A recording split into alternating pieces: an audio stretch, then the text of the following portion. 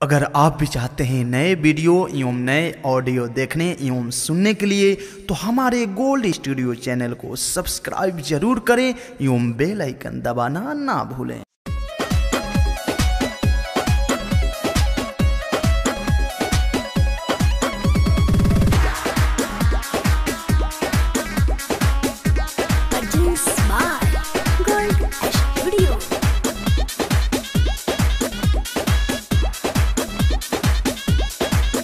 घघरा पे ढालो न जा कोइलू दिल के अपमान।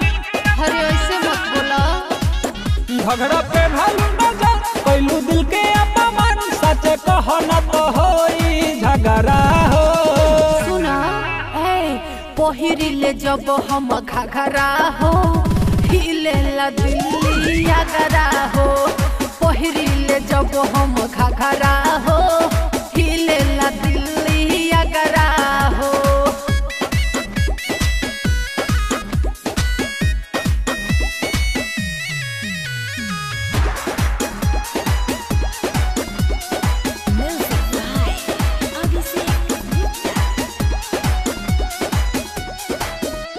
रेड लिपस्टिक या रेड कलर चोली पहिरेलू जान हमर मन जाला डोली। तब पगलाइल रहा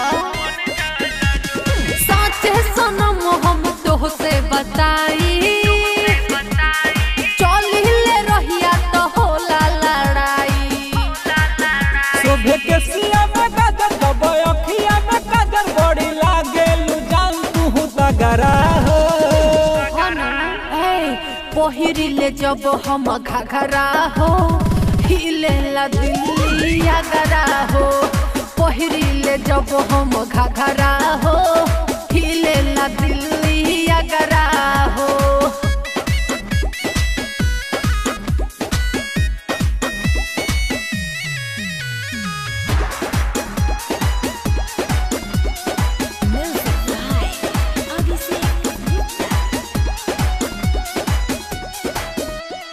धीरज दीवाना के हाउ तू जान हो।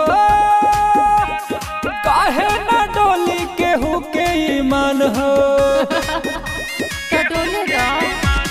तोहरा से जुड़ल बाटे हमर नहिया को दिहनी तोहरे हवाले ई दहिया। कहे अभिषेक राजा न दिहा कबो सजा न तो होई बोले किसे झगड़ा हो। पहिरिले जब हम घघरा हो हिले ला दिल्ली अगरा हो। पहिरिले जब हम घघरा हो